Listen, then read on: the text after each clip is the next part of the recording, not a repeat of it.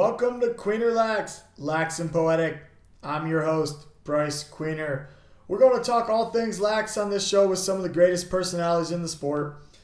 Be sure to check out our sponsor, QueenerLax.com, for swag, camps, and clinics. Got questions? Want to hear something? Get in our DMs at QueenerLax. Hey, thanks for listening. And remember, ABC, always be cradling. Okay, tonight, everybody, really excited. We got Brendan Bomberry joining us, the Six Nations Aero Superstar, Six Nations Chiefs, Hill Academy, Syracuse All-American. He's won pro titles with the Georgia Swarm, the Baltimore or Chesapeake Bayhawks, World Games, bronze medalist, indoor and outdoor, I believe. Favorite all-time people in the sport of lacrosse, Brendan Bomberry. Brendan, thanks for joining the show. Thanks for having me. Full little rattle. I'm this far in that I should have been number one on the guest list. You were number one on the initial list. I wanted to get better at, this is new for me, so I wanted to make sure I was ready for you because you're such a primetime guest. I should have at least beat out Bradley. You should have beat out Bradley. In his face. Well, we'll talk about it later, but at least you're Bradley's little sister's favorite player over him. So you always have that. You have Gianna. Yeah. It's obviously I grew up watching Corey and Cam. And when we first met, I met you when you were a ninth grader in Vaughan, Ontario, in the Sports Village, when you came in as a hockey player. As a hockey player.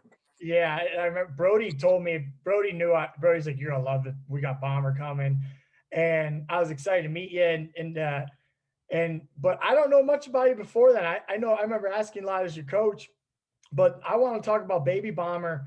Before we get into the Hill Academy a little bit and what your childhood was like growing up playing lacrosse. I know we share a lot of passion for Back Yard Lax and things like that, but what was it like growing up for you? I mean, as soon as I knew, how to focus on anything as the baby, all I wanted to do was play, it was lacrosse in the summertime and hockey in the wintertime. So, as just right from whenever I could, crawl and hold a stick, that's what I wanted to do. As our family, we're really, into the community sports, and I grew up really watching my uncles play for the Six Nations Arrows, and that's all I really want to do is play for the Six Nations Arrows. I didn't care about really anything beyond that because that's all I knew at the time. I didn't want to play pro lacrosse. I didn't want to do any of that. But, obviously as it went on and I knew what, the Iroquois Nationals were, and I knew what the Toronto Rock were, I knew what the Buffalo Bands were. Obviously that grew, but, right from the beginning, I wanted to play for the Six Nations Arrows because that's what I grew up watching and that's what my uncles did. And I know, I started right when I was 3 years old. And, it's crazy to think back because I'm just thinking now, like, with all this COVID stuff, this is like the longest layoff I've ever had in my entire life without playing lacrosse or hockey.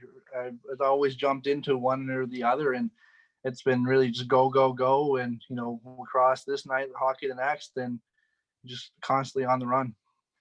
Yeah. You mentioned COVID now, and I know you got a young son Jaeger there. And are you guys getting your fix in at least with a lot of Goalie Wars and a lot of Backyard Lax right now? Or you're at Six Nations right now, correct? Yeah, right now it's obviously the NHL playoffs just ended, so we're on a big hockey kick right now on the rollerblades. When the weather's a little bit nicer, we were playing Goalie Wars. It's not really Goalie Wars though. He likes to come up and do breakaways every single time, and I'm shooting from the far end. So, he'll get there, and the games are already competitive, and he don't like to lose already, so it's fun. He wants to play a little bit more. And he wants to stick to the Goalie War rules. Easy.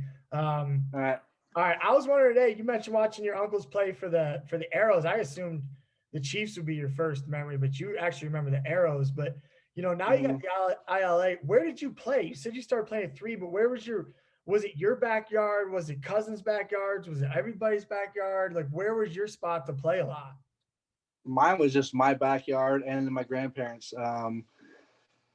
Obviously, my grandparents used to house a lot of the, the Arrows players that were there. So, they'd always come out and play with me. I wasn't as lucky as, as the kids today, like all my cousins. I mean, Jagger, he has three boys that are they're all a year apart and they just play all day long. And I mean, I was lucky enough to have those guys come out and play with me and kind of give me the time of day and help me out. And, those are the things that, I love the most about the game is, just playing in the backyard. And I know that's something that Jagger cherishes as well, just being out there with me. Oh, I mean, the whole world can't get enough of you two on the internet playing. I mean, it's just the cutest thing ever. My parents still talk about when you brought Jagger. I mess his name up all the time. Jagger. Am I saying it right now, Jagger? Yeah. Okay. When you brought Jagger, him, when you brought him to Penny and he was 2 and he was throwing the ball in the goal, like and hitting corners. I mean, I've still never seen anything like it. But you mentioned the players staying with your grandparents. Do you remember? Who do you remember?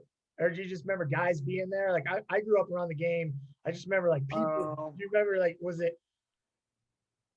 I remember guys like not that they didn't live there, I guess, but they would hang out. I remember guys like Delby Powless, obviously my Uncle Marshall, who wasn't my uncle yet, but he was there. Guys like Ron Cogan, who is also from Onondaga. Percy, what's his name? Percy Shenandoah, I think. Yeah, I've heard he's from Onondaga. A lot of guys from out there, and those kind of guys. Those guys would be out there playing with me, shooting around on the goal, and then I just kind of remember being at my house, and I'd be just playing by myself, and I'd play both teams. I'd do the face-off thing, get down on my legs or on my knees, and do the face-off thing, playing against the other team, just imagining, being the Iroquois Nationals playing against, Team Canada and, in the World Games and, scoring big goals or making a big save or, making a big hit, all those things. I played all those things in my mind growing up. Did you announce the game? You were like, Bomber wins the face. Oh, yeah. Takes it down. Yeah. I wasn't myself then, I was like the guys who I watched playing, I'd be, Corey Bomberry lets a shot go, or, I don't know, whoever it was at the time, whoever was big, I can't really remember, but, I'd be those guys and I'd be announcing the game as we went along. And, I'd have both teams memorized and I know exactly who they were and what positions they did. And that's kind of how I did things when I was younger. That's awesome. Did you ever lose? No, I never lost. I was always on the winning team. Undefeated. Yeah, no, you're one of my favorite things about coaching, and we mentioned you were at the Hill Academy for hockey primarily. Mm-hmm. You jump in with us later in the season, but you were always pumped and just happy to be there and just excited. And as a coach, I can't tell you how invaluable that is, Bomber, and just how much more people want to be around you, people want to play with you. Do you think that comes from that? Do you think that comes from you just always want like that backyard, you talking to yourself and just loving it? Yeah, I think that just having fun, just being out there is fun to me. I mean, I don't look at it as, I have to be there.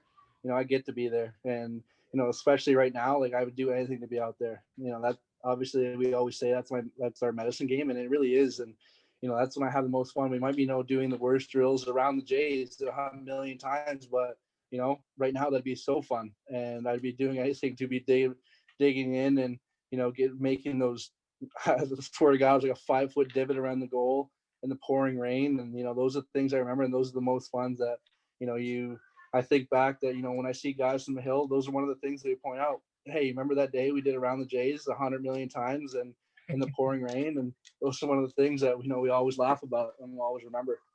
That's awesome. And you were always great at doing that. We had no lines there at the practice field. We had with Canadian geese would poop all over the outfield. No one cared. Like we had holes in the net. It was great. But what I'm always curious, what age does organized box start for you? Like when did you start getting to put the Six Nations jersey on? Is it? I mean, it's got to be. What is it? Yeah, it's 3. It's 3 to 5, and that's when you can kind of. You start like soft. It's called soft lacrosse now because they play like sponge balls and no hitting. But when I was 3, I got to jump in right with the big boys, and I got to be on the travel team. I used to play in all the tournaments and all that kind of stuff. So that was awesome for me. And there's definitely kids that are out there now that could be doing the same thing, but they're kind of limited with what they can do. And obviously they make them go through that soft lacrosse stage, and you can't move up. And obviously I think that kind of hurts development to for.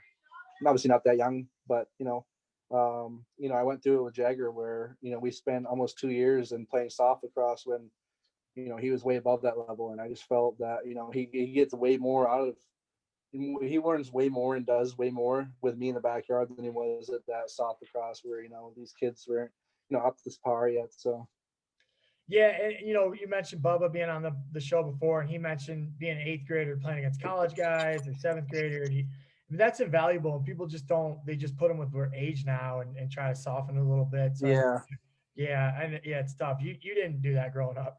You played against the bigger boys. You were playing earlier. Who were your box coaches you had before junior, and then who were your junior coaches? I forget who. I know Patty My Merrill. my box coach. Yeah, my box coach, it would be in years. So my first year, I'd play with the older age group, so I'd be playing with the 94s. So that our coach was always like Cam Bomberry. And then the next year, when I was the older age group and we had Tyson move up, it would be his dad, Timmy Bomberry. So I had those coaches, all the way through, and they were the ones that started our development. Now I know a little bit about playing for family. My dad was my coach growing up. Do you obviously love, like, you have those memories together, but were they tougher on you as coaches, or do you think they were easier on you?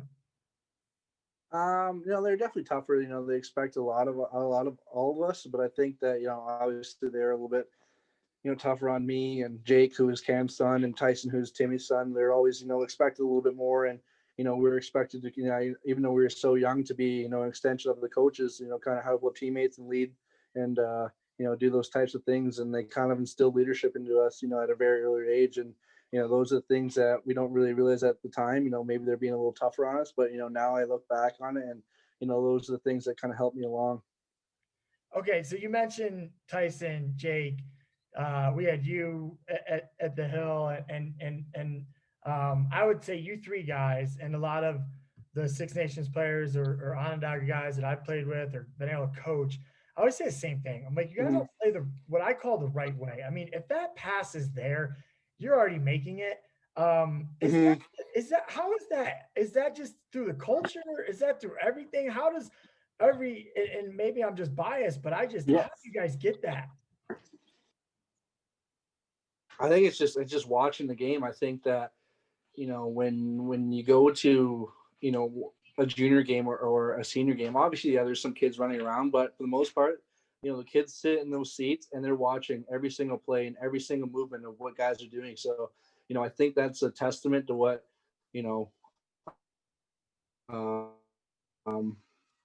our players, they're really students of the game at an early age, and they just kind of take it all in. Like, for example, just going back to playing outdoors, I've never taught Jagger how to shoot the ball. I mean, he's too young. Why would I do that?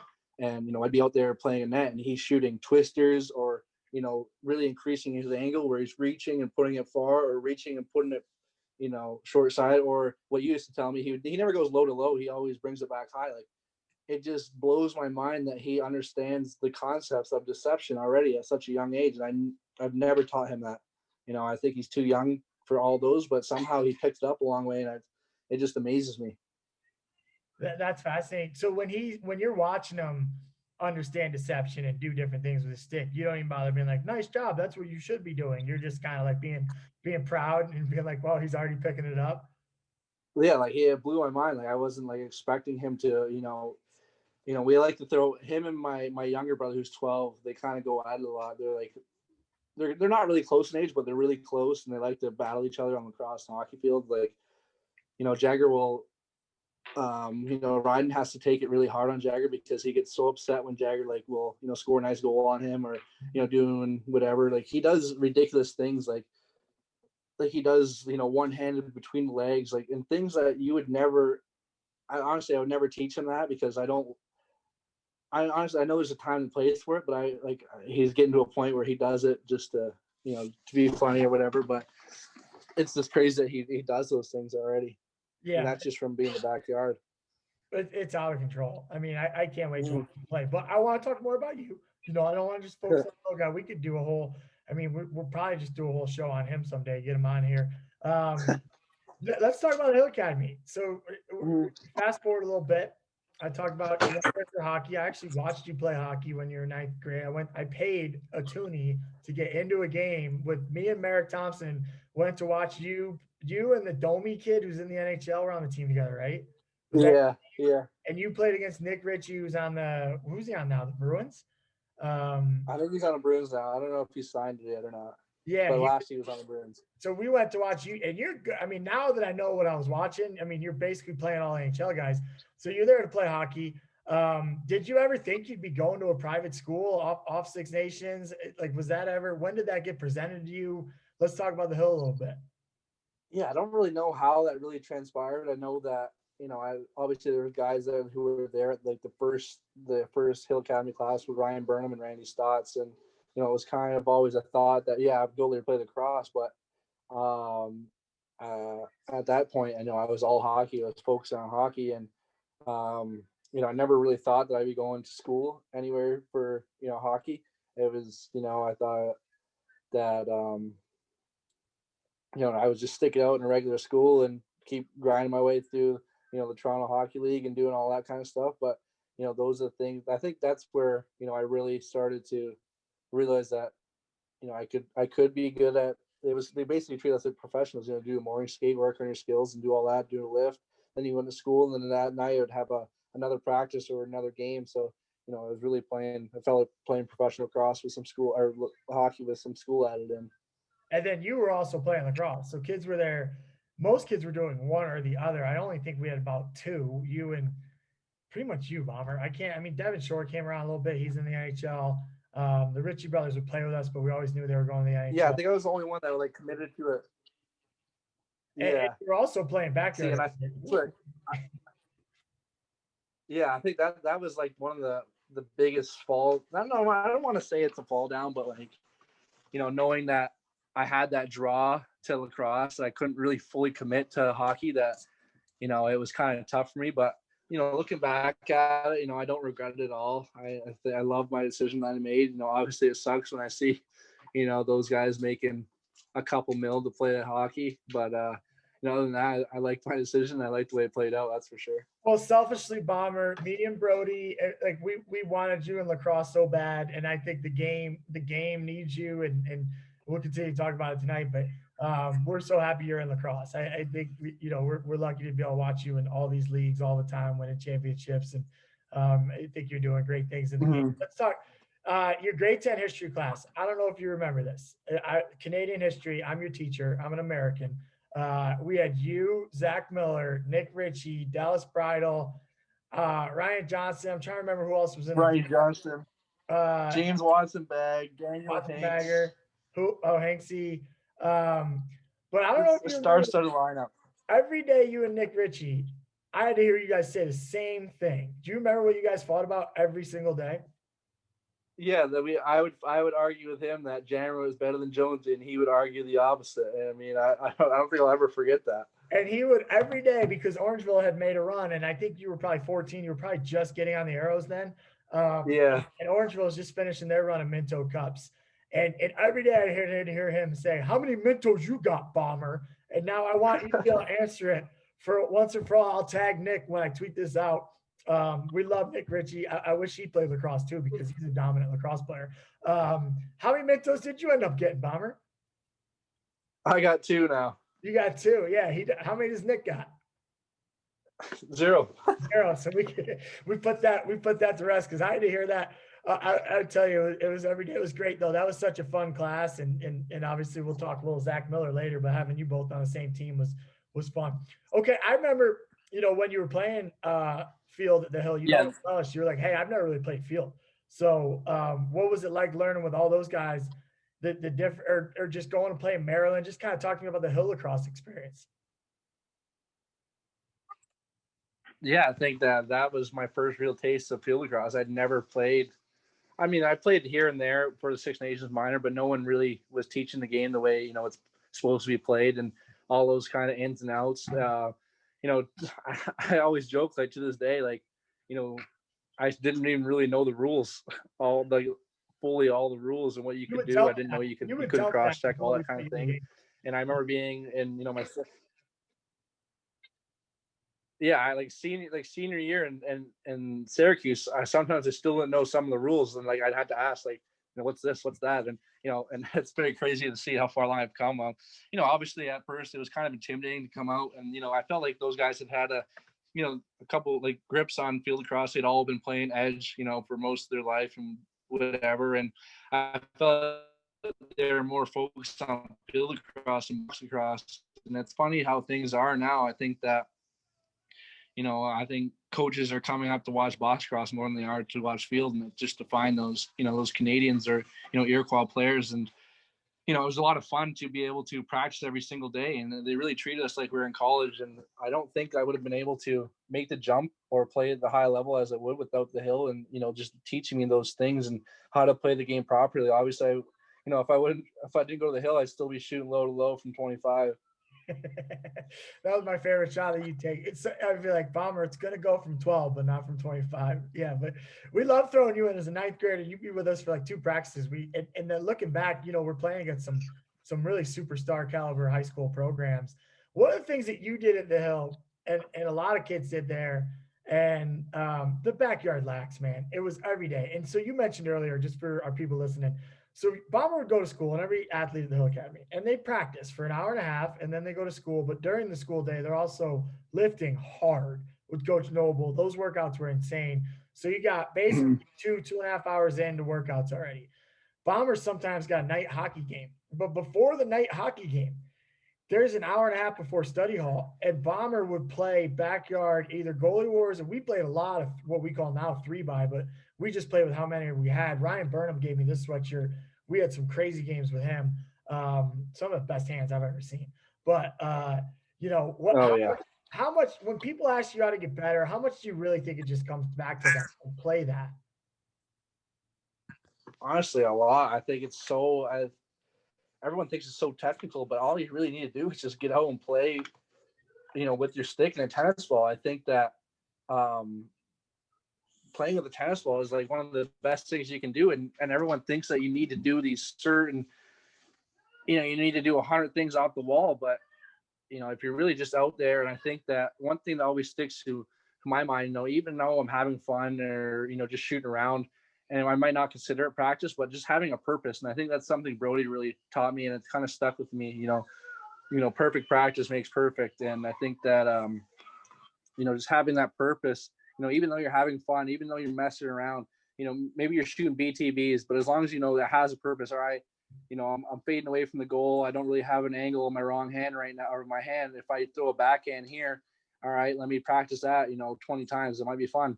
And I think those are things that, get lost. Everyone thinks that, they need to pay all this money for, people to train them and all that kind of thing. But it really just comes to, just those experiences in the backyard and having a stick in your hand. It gets so technical now that it's, it gets lost. It could be just so easy.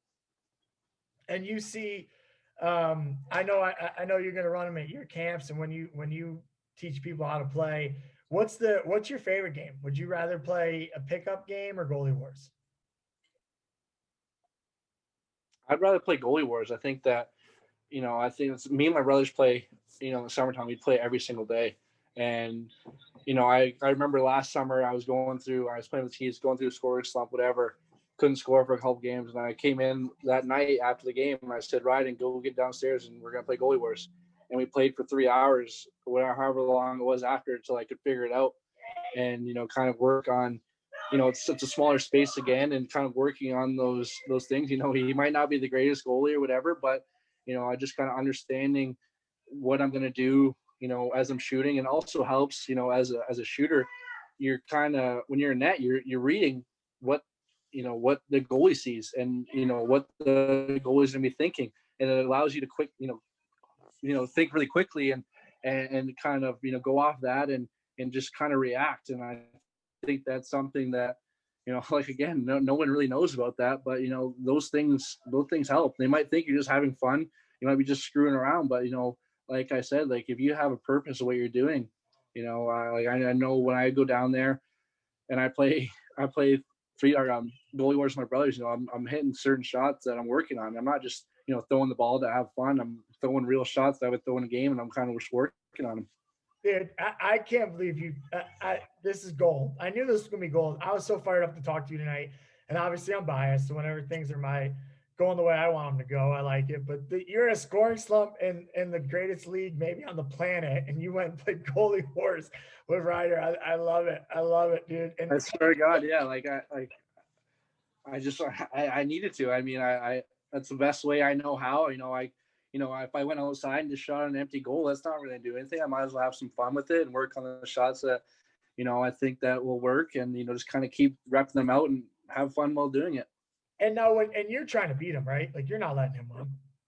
Oh no, yeah, you should. I might have to tape one of these games so that you can see how hard we go. We're dripping sweat. I don't take it easy on him. And I think that's definitely making him better as well. And he doesn't take it easy on me. There's headshots involved. So there's sticks swinging. When we get mad, and it's a competitive environment. It's crazy. I don't remember losing to you guys when I was at the Hill. I was 26 as your coach. I was in the MLL.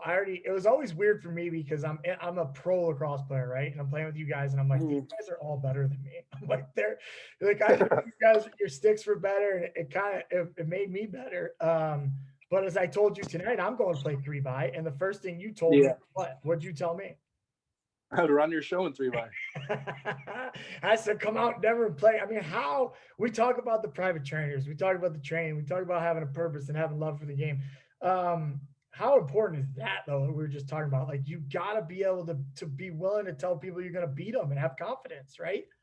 Yeah, exactly. And I think back to, there's just certain things that, I would do that would help, that helped me way more than any other, training would. I remember, my parents used to make me,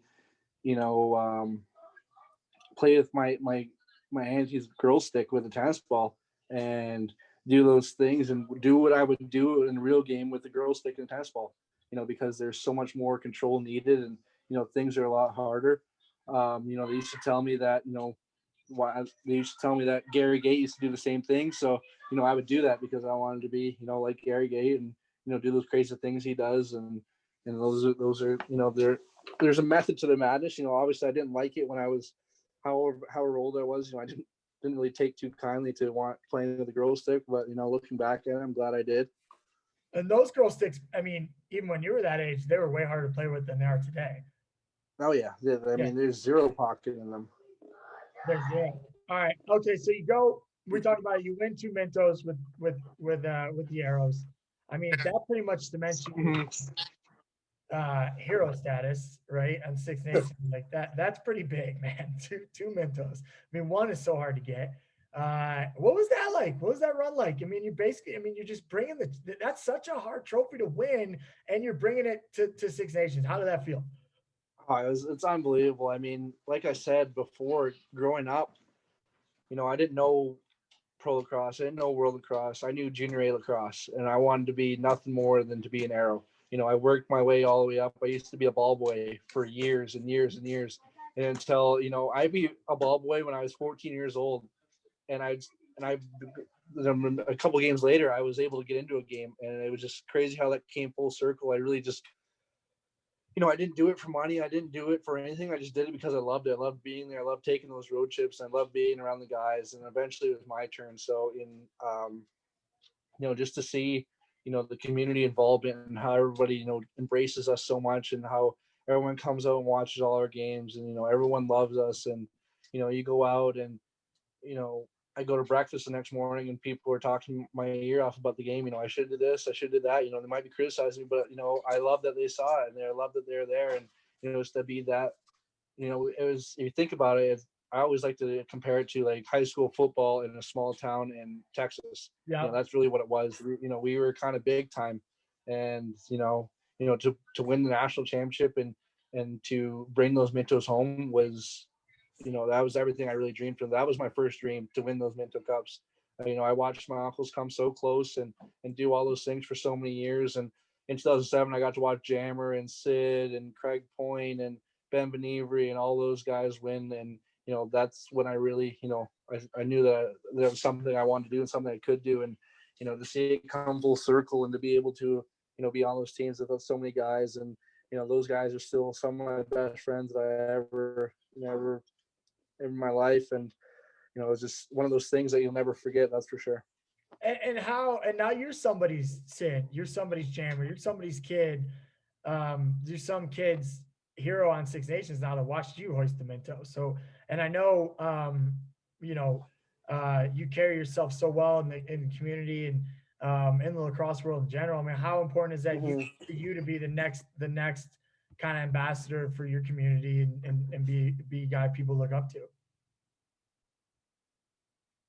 You know, it's really important to me. I think that that's how every kid starts out. You know, they have a hero, they have a dream, and I was once that kid, and everyone really it comes full circle, and it's I really owe it to them to be that next generation of guys that they look up to. I mean, I was in their position once. I knew what it felt like. I knew what it was like, and I did the exact same thing that they're doing now, and I just I love it. I cherish it because I know it's not going to last forever, and I know that I'm shaping the next generation, and especially now that I have a kid, I know that the people that I'm shaping now are going to be the ones that my son looks up to. So it really, it hits home for me, and I really take a lot of pride in it, and doing the best I can to help any kid that needs it or any kid who wants it. And I always take the time to mess around with them, or shoot around, do whatever, message them on Instagram, whatever it is.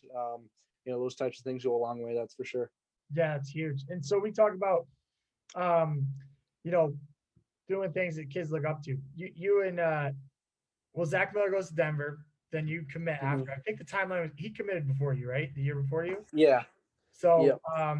was that kind of? I remember Zach telling me one time that like you just want to do something different, right? Like not Yeah. a lot of native kids have gone out to Denver. So he's like, oh, and so you went, and today you tweeted right before the show that the Carrier Dome is the best place to play, but you got to play a PDB for a little bit. I want to know about Bill Tierney in Denver and your kind of your little run here and kind of why you chose Denver, and let's talk about college a little bit. Yeah. I think that obviously Syracuse is number one for me because that's where I grew up wanting to go. My uncle Marshall went there, so that was a dream for me. But yeah, like you said, me and Zach, we kind of had a plan that wherever we were going to go, we wanted to go together, and we wanted to do something different. Everyone went to Syracuse, everyone went to Albany, they did all that. We wanted to be different, and that was the perfect place for us. I think at the time, um, Coach T and Coach Brown, they're absolute beauties. They're the best, some of the best coaches I've ever been around. Coach T. He's hard on you on the field for sure, but he'll be the first one there for you if anything, if you need anything, off the field. And he's just the most genuine person I've ever been around. And obviously our time together was short, but I cherish every single second I had with him, and I learned so much from him.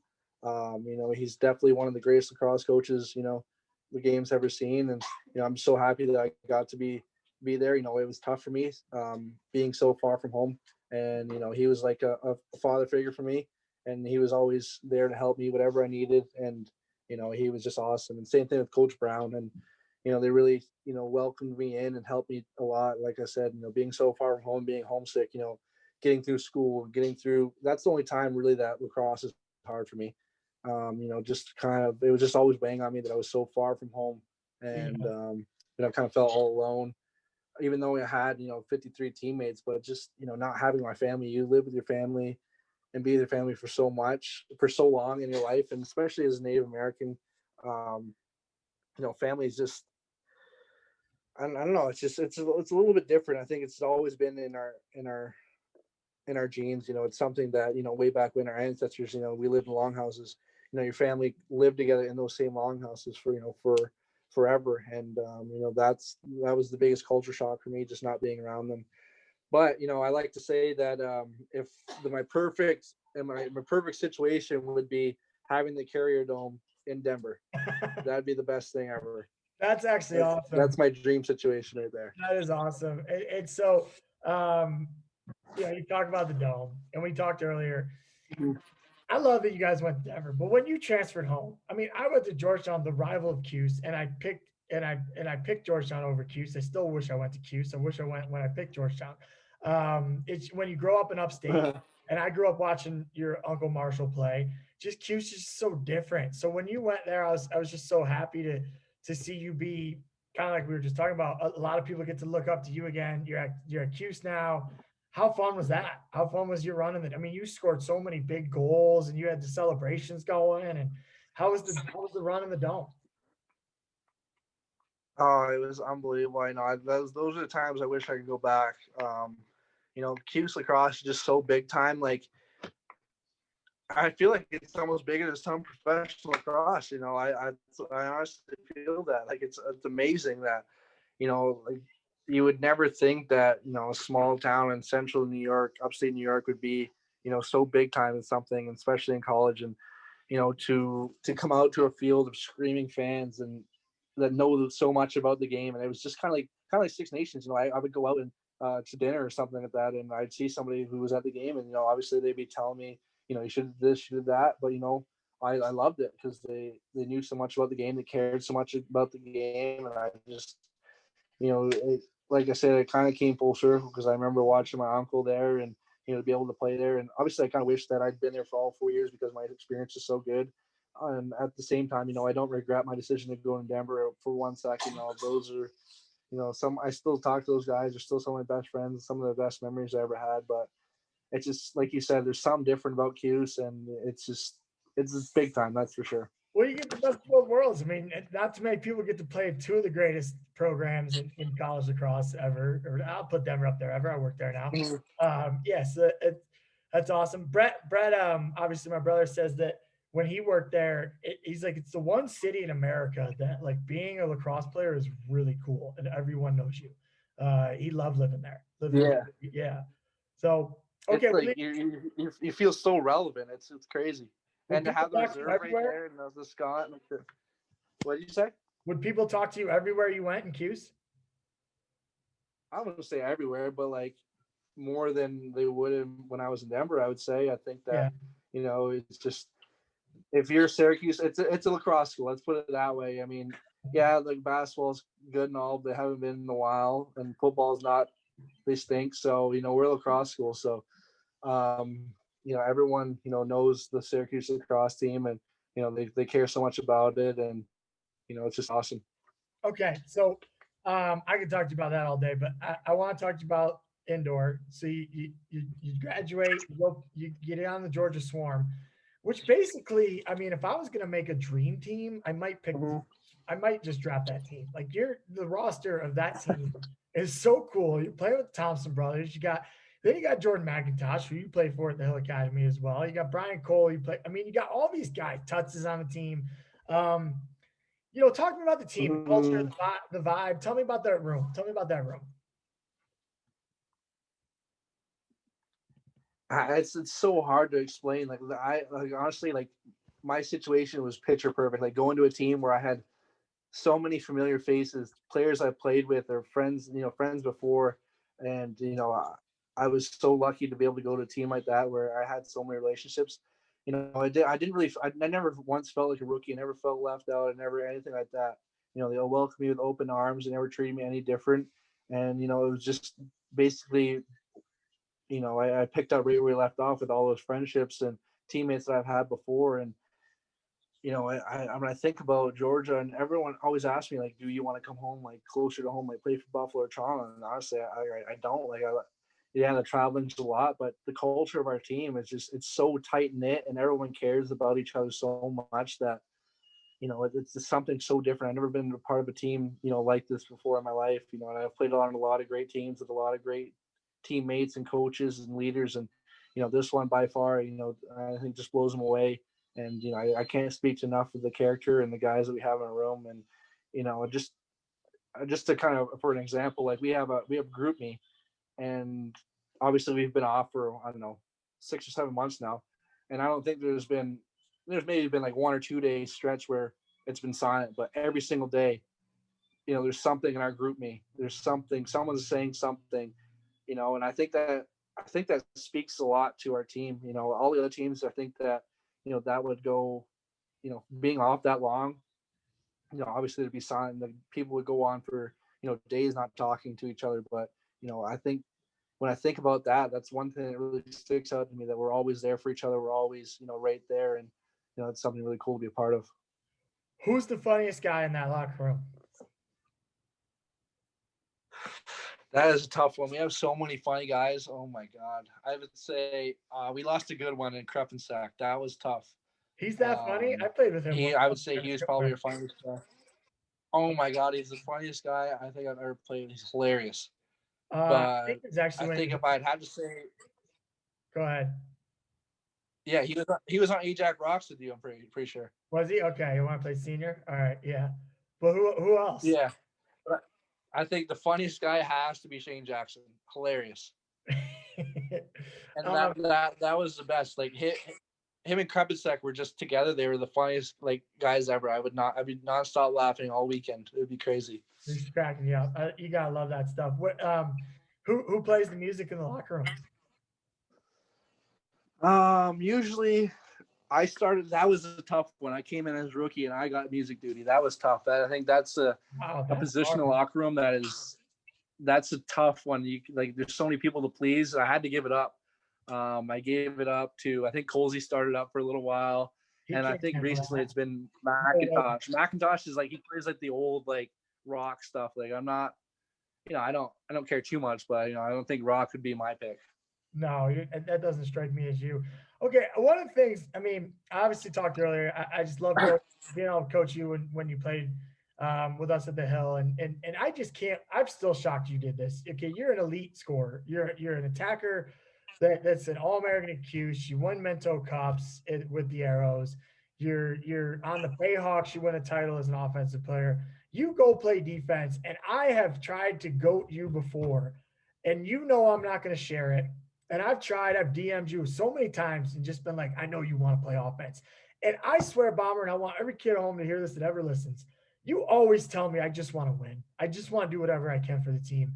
I just talk to me about that, man, because I've coached 15 years now, and it just does not happen. You do not hear that from kids.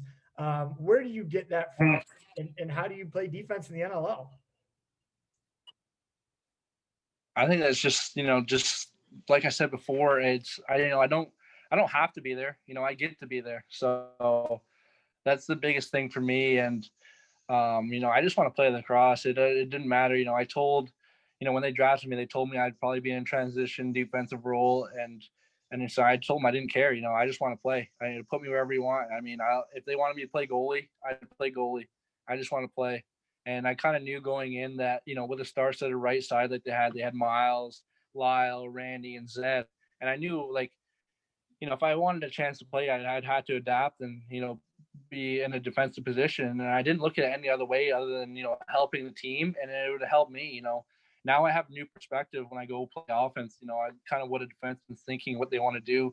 And that's something that I really took advantage of, and I wanted to, learn as I went along. And I learned so much. And, obviously now I've been patient, and I've never went to the coach and said I want to play offense or anything like that. I got a couple chances to play, and I think I kind of took advantage of it, and I've shown them what I can do on the offensive side. So recently they it sucks that we had to give up Zeddy, who's gone to the Mammoth now, but I've been given the go ahead that I'll be moving up to the O-Door. So I'm looking forward to that, and I know that my defensive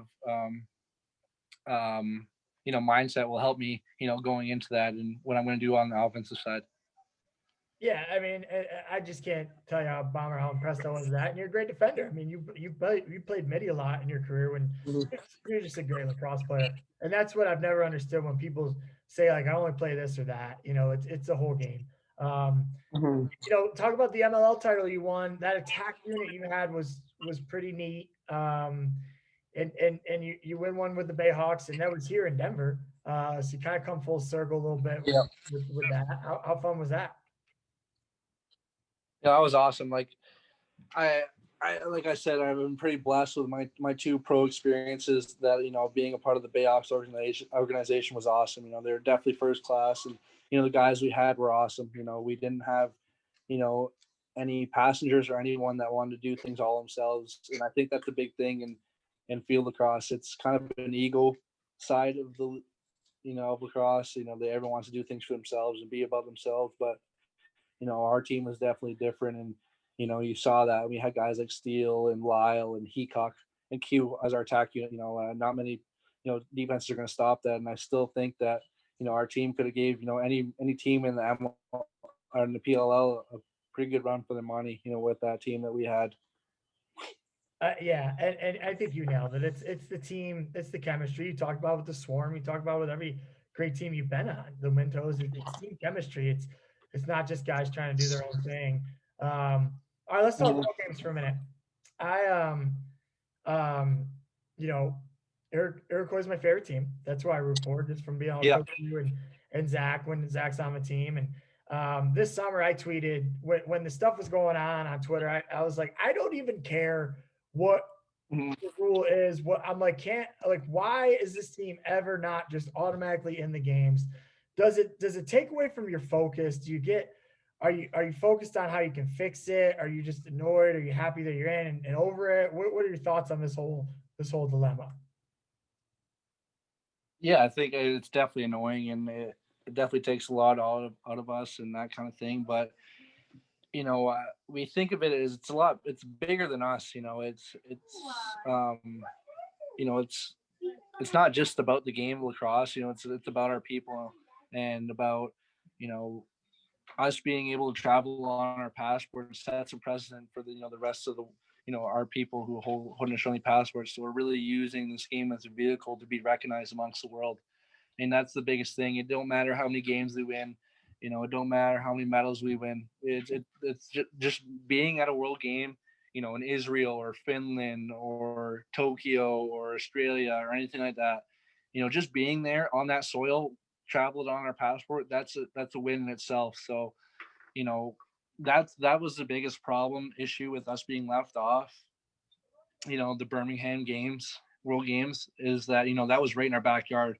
There'd be no passport issues at all. We could go there no problem, and that was kind of a slap in the face of us. And it was so cool to see the social movement that we created to kind of build awareness to get ourselves into the game. And obviously it sucks that a team like Ireland, who is up and coming and trying to make strides and kind of become a powerhouse team in the world, has to step aside and wait another full 4 years to be involved because of something the committee did. And you know, um, you know, as Haudenosaunee people, we want everyone to enjoy this game. We want everyone to play. So we're forever grateful for their contribution and sacrifice that they made for us. But we're definitely playing for them as well now too.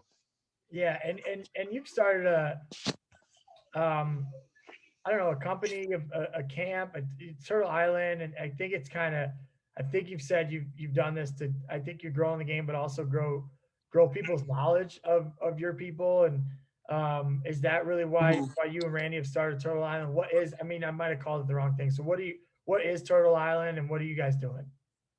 Yeah, we started a company called Turtle Island Lacrosse. Me and Randy Stotts.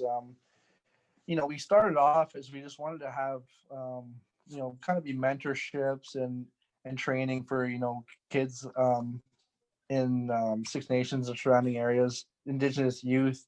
You know, Me and Randy, we both had to go off the reserve to find available resources to kind of help us get to the next level, like the hill and things like that. And we wanted to be somebody that is there for our youth, and so they don't have to go off the reserve. They have people here that have done the same thing that they want to do.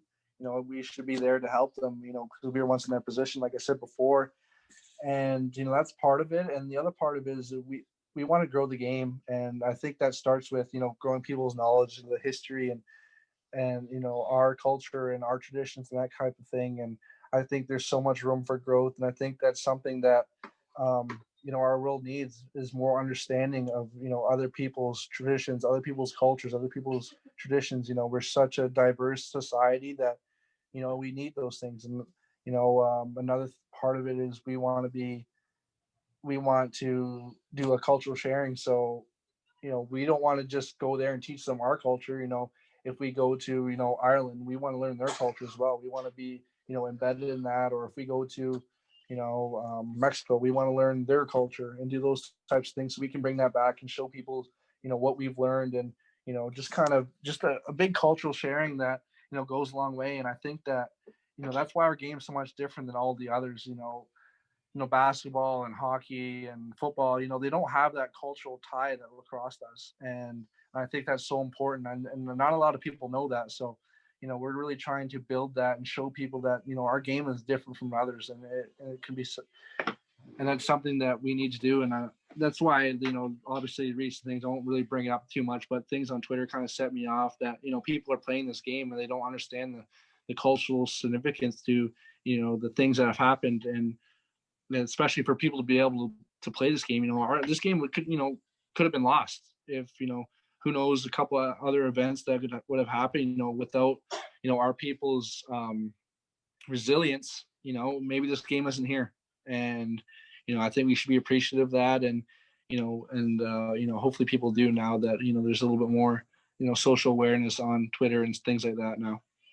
Well, Bomber, I mean, you bring up a lot of great points, and you're really correct. I think people from the Northeast, I think some people take for granted that people know it's a native game and that it originated here with your people. And because I've been places in the country, a lot of places when I left the Northeast and went down south and went to Texas, even California, not as much in California. People would say, isn't it that rich white kid sport? Like they literally thought that it was invented at private schools. And you just, there needs to be education. People need to know where this game originates from. And you nailed it. It's not the same as like Naismith hanging up what did he hang up, the bucket for basketball? And that's how basketball created. I mean, that's a whole different story. Right. So yeah. I'm with you there. A lot of people need to learn about it, and I'm just so proud that you're doing this. I know that you've taken up the mantle on social media a little bit. Is that hard, or you're a confident guy? I told you earlier, I'm like, I can't believe how old you look now, Bob. Like in a good way. You're looking old, like you're a young buck, but I was just like, is that hard at times, or are you just confident in yourself? It's definitely hard sometimes. I kind of. I don't like to be, especially on social media, I don't like to be that serious, person. I like to, the happy-go-lucky, funny, joking around type of person. But, I'm in a place right now where I have a platform that, can help people and can kind of teach people. And, when the things, obviously the recent events, those tweets weren't meant to, attack a person, but it was more, I wanted to teach them and show them that, this is wrong. Here's why it was wrong. And obviously, yeah, it's kind of hard sometimes, but, I'm lucky to be able to have that voice and to be able to, stick up for my people. And there's thousands of people that weren't able to do that. And, that's always in the back of my mind that, when I speak and I do things, I'm doing it for the people who can't and who didn't have a voice and, who are long gone now. And obviously it's something I take a lot of pride in, especially being around this game. And like I said before, and I know it's so culturally and tied and things like that. Well, I think you do it. I think you do it in a, I think it's so important, like I said, but I think you do it in a good manner. And I mean, you just have so many people that look up to you and want to be on your side and want to do things. So really, really proud of you. And I think you're doing a great job with that. We talk about playing for the, for Team Iroquois or Team Iroquois. I always, you had me as a teacher. I say things different sometimes. Yeah. But when you put that jersey on, you were talking earlier about playing in the yard, you guys are close. You guys are really close, man. What would win I know we talk about the other things are more important, right? But I think you're close to gold. I think you really are. How huge would that be? How much fun do you think about it? Or are we just like, hey, other stuff's more important. I'm not even thinking about it. Yeah, like it's always at the back of our mind. That's the main goal, and to be able to take down Canada or the U.S. Like, I was a part of a team, the U19s in Finland, where we were the first Iroquois Nationals team, men's U19, whatever. We were the first ones to beat the United States, and I was kind of too young to kind of understand the relevance and how big that really was. Yeah. But now looking back on it, like that's like massive, absolutely massive, and we're really close. I think we are. I think we're just our commitment is it's there now. We're before it was guys just kind of showing up, not playing, had played for a couple months, but, now, we have a whole core of guys that are younger who are playing the MLL, playing in the PLL, playing in the NLL, and, just playing lacrosse all year round and really committing to that professional lifestyle that, I think you really need to do, because that's what the Americans and the Canadians are doing.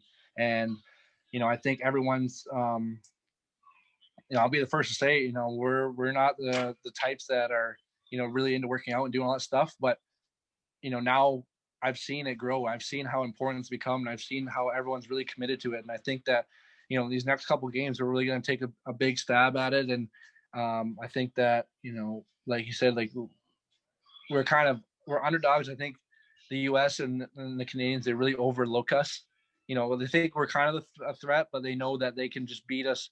If they're more in shape and they're more, whatever it is, they think they can beat us no matter what. But I think that, I think we're coming to a point where we're going to match that. And I think once we do, I think that's going to get us over the top. I think you're so close. I'm not sure if it's box, if it's field. I was thinking about it earlier. I'm like, which one are they closer at? I think it's just the same. I think you're right there. I'm rooting for you. I think I know a lot of people are, and I know you can do it. All right, let's do some easy questions and then get off. We gotta get off here because I can talk to you for 2 hours. I gotta go play 3x. How good is Zach Miller? 3x. I don't think people know, and I know we're both big fans. How good is Zach Miller? Is he slept on by the whole lacrosse universe? Do they just forget? He's in Aruba right now? Absolutely. Pardon? Do you know he's in Aruba? Yeah, he's in Aruba right now. I know. I saw yeah. He Snapchat the other day. Yeah, he really is. He's, even when he's playing the game, like, it looks like he's not trying at all. And then all of a sudden he'll do a simple little spin and he's got 10 guys beat and he's got on the net and scores. Like, it's absolutely insane how silky smooth he is. Like, and like every team I'm on, like, I'm always like, everyone's always looking for lefties. Yeah. And, when I was on Chesapeake and I was trying to get him out there, and he didn't really want to. He likes to be at home with his family a lot and do that kind of thing. But, I reached out to our owner on the Georgia Swarm, and I was like, we need lefties. And I know the perfect guy. Like, he's trying to get back in the game. He was drafted by San Diego. He's unbelievable. Like, and he finally decided to come out, and he's been killing it for us so far. For obviously our shortened season, he was killing it for us. I'm so excited to hopefully watch you two again this year. I'll tune in every game, whatever it's on Bleacher Report Live or whatever. Bubba Boy, my godson / cousin that you live with at Cuse, he says you're afraid of Penyan. Is this true? Are you afraid to come back to Penyan? This is what he's been putting out on the internet. Oh my goodness. He always says these things. He knows, he says that knowing that the borders are closed and I can't get there. So he knows that if the borders are there, I'd be there, especially because they have the box, whatever night it is. He's been running his mouth telling me that, I haven't played a real box game. I'd get run over out there and all this thing. So I'm waiting for the opportunity to go down there and, try and, steal his thunder. He thinks he's the big dog down there. So I'm going to go down there and teach him a thing or two. He's a bit of an internet tough guy, wouldn't you say? Like, he's a real tough guy for the messaging. The biggest. I mean, just a simple thing is like NHL. Like, he'll blow it up on Instagram that, he's the best at chill. Everybody come challenge me and all this, but then he won't put up that he got beat 6-0 by me. So yeah, he's terrible. He's a big internet tough guy. Big internet tough guy. We got to put that out there for Bubba to hear. All right, what stick are you currently using? Are you still stringing your sticks? I still have the stick that you strung for me. I don't know if you remember the traditional one with the purple shooters. Are you stringing your wands? Yeah, I still string all my sticks. I don't let anybody else touch my sticks. I know what I like. I've gotten it down to a science. Whatever head I'm using, I know exactly what I'm putting in. Obviously, I don't use the traditional like I used to in box, but I still use the same patterns, all that. But right now, I'm using a gate torque. I just got our new Turtle Island Epic shaft. I got to put it on there as my coaching stick right now. That's what I'm using. Gate torque for the Epic Dragonfly. You mentioned that Epic shaft looks awesome, by the way. You mentioned traditional. and I have this talk with kids all the time. Let's say you're playing one game and you got the traditional spoken in for 10 years that you love. Are you using that or using that? Like if you get if you can use the traditional, are you still going to use it if you can? It's one game. Yeah, I would. I have my stick here that I had to retire. I used it for, so long. I remember that stick. I've seen that thing. And like it's got the cheater things right there. You strung that? No, my dad did. I was gonna say that one. That doesn't look like the one you strung for me. Yeah, that's the stick I've thought about bringing out to retirement to see, but it's just like they're so consistent. It takes them a while to get there, but once you get them there, like nothing shoots better. Like it's a dream. It throws like a dream. The ball just feels good in the stick, like it's butter. All right, what's next for you?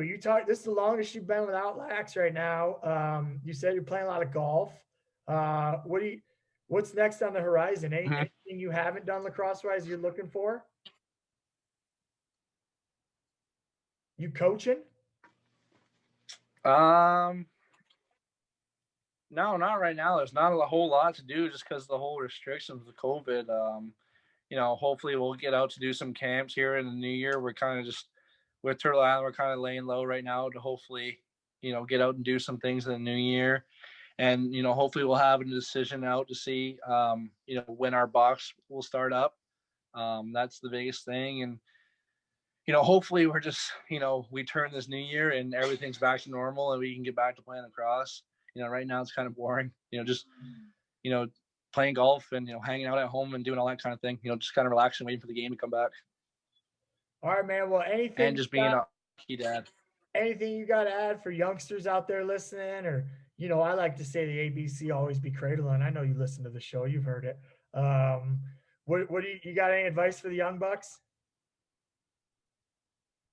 Always, what do you remember was the Colin Doyle thing where his stick's always right here in the triple threat.